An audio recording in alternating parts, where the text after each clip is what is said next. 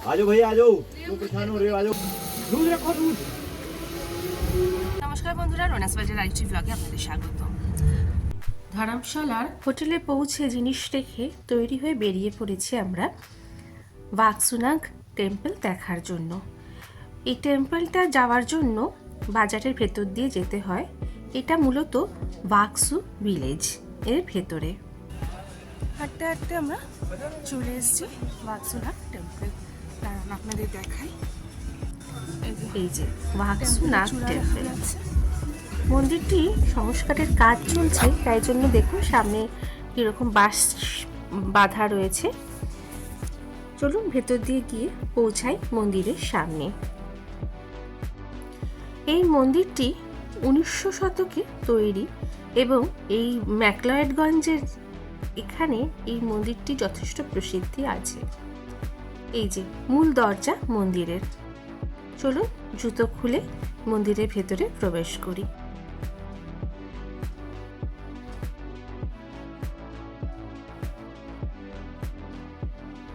বেশ কয়েকটা সিঁড়ি ভেঙে মন্দির চত্বরের ভেতরে আসায় অনেক লোক লাইন দিয়ে দাঁড়িয়ে আছে পুজো দেওয়ার জন্য।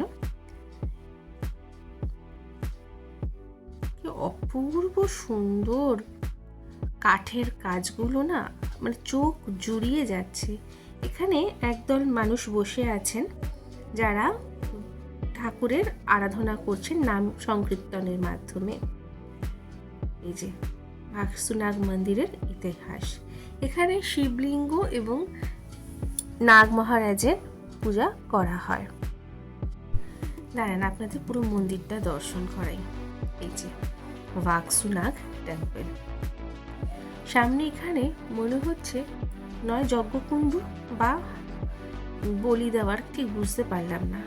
অনেক বড় লাইনে দাঁড়িয়ে আপনাদের একটা জিনিস দেখাই। দেখুন কি অপূর্ব কাজ। সামনে বেশ কতগুলো এরকমভাবে ছবি দেওয়া রয়েছে। চলুন তো সাইড থেকে দেখে আসি।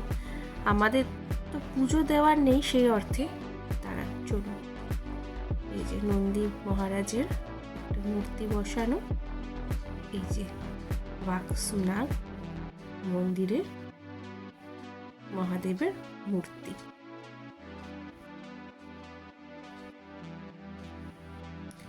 মন্দির থেকে বেরিয়ে এসে আপনাদের চত্বরটা দেখাই। এখানে অনেকগুলো ঠাকুরের মূর্তি রয়েছে। কি বিশাল চত্বর দেখুন। আর এই যে এই পাশটাতে একটা ফ্রেশ ওয়াটারের বডি আছে। এই যে অনেক মানুষ ওখানে নিচে নামছে, গিয়ে হাত মুখ ধুয়ে আসছে। আর ওই যে ওয়াটারফলের দিকে যাওয়া, ভাকসু ওয়াটারফল। চলুন মন্দির থেকে বেরিয়ে এসেছি। আমাদের পরবর্তী যে গন্তব্য সেটা হচ্ছে ভাকসু ওয়াটারফল।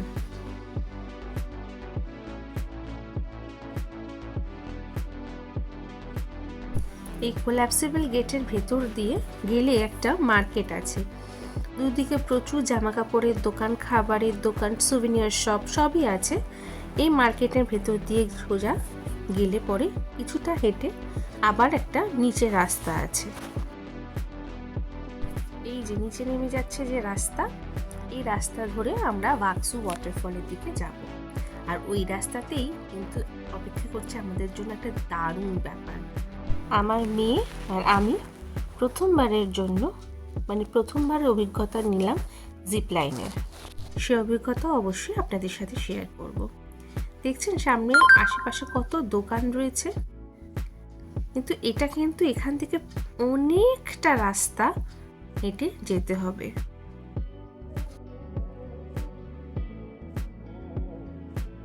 এই যে ঝর্ণাটা আছে ভাকসু ঝর্ণা, তার থেকে যে জলটা বাড়ছে ওইটা এই নদী দিয়ে বেরিয়ে আসছে।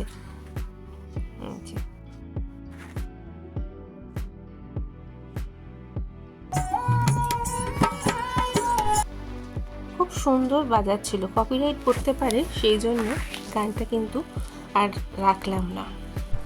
আশেপাশে প্রচুর খাবারের দোকান তো আছেই, চাইলেই খাওয়া দাওয়া সেরে একটু বিশ্রাম নিয়ে আবার এগিয়ে যেতে পারেন ওয়াটারফলের দিকে।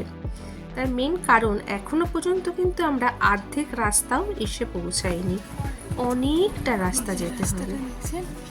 এই রাস্তাটা পুরো উঠে ওয়াটারফল যাওয়ার রাস্তা।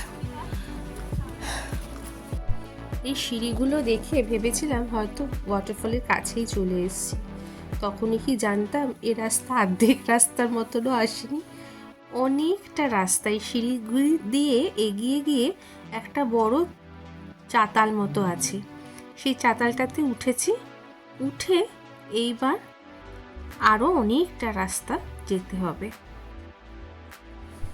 এতক্ষণ পর্যন্ত রাস্তা তবু বেটার ছিল, কিন্তু এখনকার রাস্তা দেখুন পুরো একধারসে খাই নেমে যাচ্ছে, আর জাস্ট একজন চলার মতো রাস্তা। ভীষণ সতর্কভাবে যেতে হচ্ছে কিন্তু এই রাস্তাটা দিয়ে দেখুন কিরকম খাই নেমে গেছে।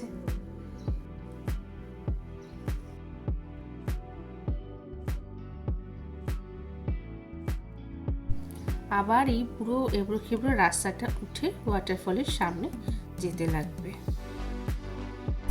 কি সাংঘাতিক রাস্তাটা দেখুন, একে তো এরকম এবড়ো খেবড়ো সাইডে খাই নেমে গেছে, তার মধ্যে ঝর্ণার জল পড়ে পুরো বাপস, রীতিমতো প্রাণ হাতে করে যাওয়া কিন্তু এই রাস্তা দিয়ে।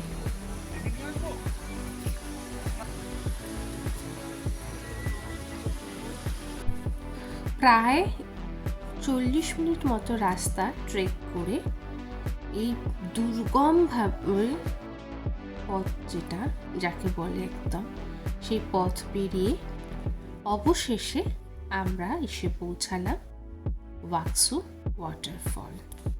তবে এতটা যে রাস্তা কষ্ট করে আসলাম তা কিন্তু ভীষণ বর্দি।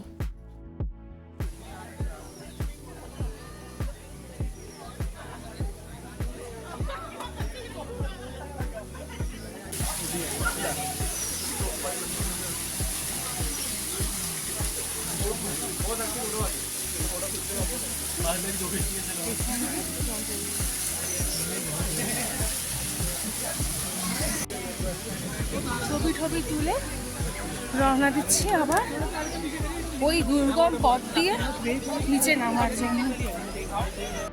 যখন আসছিলাম এখানে তখন রীতিমতো সোয়েটার টোয়েটার পরে, আর এখন দেখুন শুধু একটা টপ পরে রয়েছে। এতটা রাস্তা যে আস্তে আস্তে প্রচণ্ড গরম লেগে গেছে। আপনাদের দেখাই কতটা নিচ থেকে আমরা এসেছি, দাঁড়ান এই দেখুন ওই যে নিচে গ্রিন গ্রিন দেখতে পাচ্ছেন, ওই নিচ থেকে পুরো এসেছি আমরা। চলুন এবার হবে জিপ লাইনের এক্সপিরিয়েন্স। প্রথমে আমার মেয়ের, এই যে, আর এরপরে হচ্ছে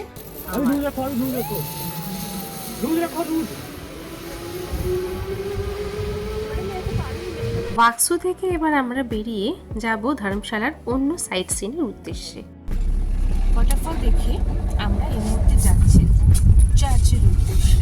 চলুন, 25 ডিসেম্বর চার্চ দেখবো না তা কি হয়, চলে যাবো।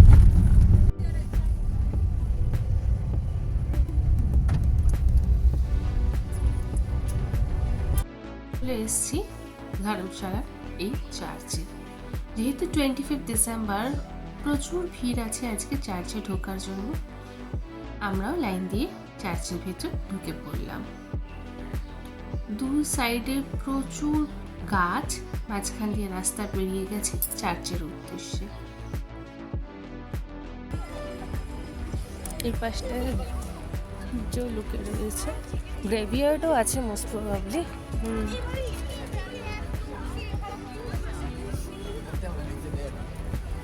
আমি চলো দূর থেকে একটা ছবি নিই।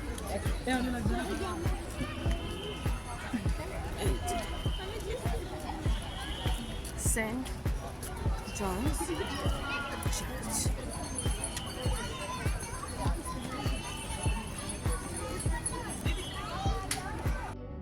চলুন চার্চের ভেতরটা একটু ঘুরে আসি।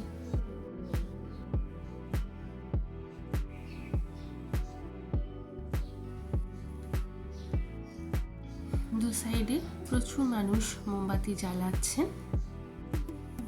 এই যে এপাশে, আর সামনে আমরা ঢুকে পড়ছি চার্চের ভেতরে। সুন্দর করে সাজানো রয়েছে। আর এই পাশে দেখাই এই যে যিশুর জন্ম কাহিনী। Merry Christmas. কি সুন্দর করে সাজিয়েছে না? বড্ড সুন্দর লাগছে দেখতে। চলুন একটু সামনের দিকে যাই। একটু সাইডে কি সুন্দর ফুল দিয়ে সাজানো রয়েছে। উপরে স্টার্স, বেলস, দারুণ সুন্দর করে সাজানো রয়েছে। 25শে ডিসেম্বর থেকে 31শে জানুয়ারি এমনিতেই সমস্ত চার্চ খুব সুন্দর করে সাজানো থাকে।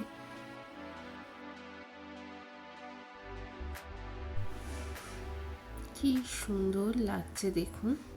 আর এদিকে ক্রিসমাস ট্রিটা দেখুন কি সুন্দর সাজানো রয়েছে।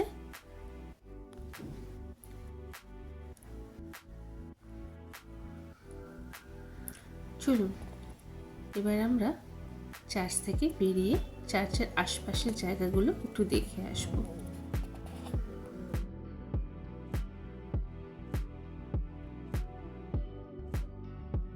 বেরিয়ে পড়েছি চার্চের বাইরে। অনেকটা জায়গা নিয়ে এই চার্চটা। দেখুন কতটা জায়গা এখানে। সবাই এখানে বসে গল্প করছে, বিভিন্ন গান আবৃত্তি করছে। একটা উৎসবের যে মরশুম সেটা এদের দেখলেই বোঝা যাচ্ছে। প্রচুর মানুষ এই পেছন দিকটাতেও বসে আছেন। আবার এই পেছন দিকের একটু এগিয়ে গেলেই গ্রেভিয়ার্ডটা দেখতে পাওয়া যায়। এই যে এই পাশটায় গ্রেভিয়ার্ডটাও দেখছি অনেকটা এলাকা জুড়ে। এবার আমরা এই চার্চের এখান থেকে বেরিয়ে যাব হিমাচলের, বিশেষ করে ধর্মশালার ডাল লেক দেখতে। চলুন আমাদের সাথে সেখান থেকে ঘুরে আসি। পৌঁছে গেছি ডাল লেক অফ হিমাচলে। এটা একটা আর্টিফিশিয়াল লেক, যেটা তৈরি করা হচ্ছে, সৌন্দর্যায়ন হবে তাতে। কিন্তু এই মুহূর্তে জল পুরো একদম শুকনো। তবে জায়গাটা এমনিতে যদি জল এখানে ভর্তি করে দেয় তাহলে কিন্তু বেশ সুন্দরই লাগবে দেখতে। পেছন দিকটাতে পুরো পাইন বন রয়েছে। চলুন এখান থেকে বেরিয়ে আমরা যাব দালাই লামা টেম্পলের উদ্দেশ্যে। এই যে এটা হলো দালাই লামা টেম্পল। চলুন একবার এর ভেতর দিকটা যাওয়া যাক। সামনেই কজন ভিক্ষু দাঁড়িয়ে আছে, যাদেরকে জিজ্ঞাসা করেছিলাম এখানে ছবি তোলা যাবে, ভিডিও করা যাবে। তারা বললেন হ্যাঁ, কোনো অসুবিধা নেই, আপনি চাইলে এখানে ভিডিও করতে পারেন। তো তাদের পারমিশন নিয়ে ঢুকে পড়েছিলাম এখানটাতে। যদিও ভেতরে একদম ঢোকার অনুমতি নেই। এখান থেকে এই যে বড় এই জায়গাটা আছে, এখানে ঢুকে আপনি বেরিয়ে আসতে পারেন।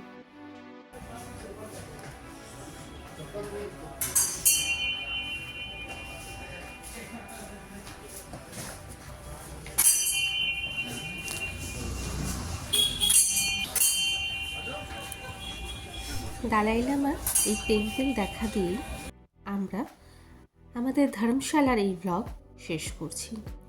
যদি ধর্মশালার এই ব্লগ আপনাদের ভালো লেগে থাকে অবশ্যই লাইক, কমেন্ট, শেয়ার এবং সাবস্ক্রাইব করবেন।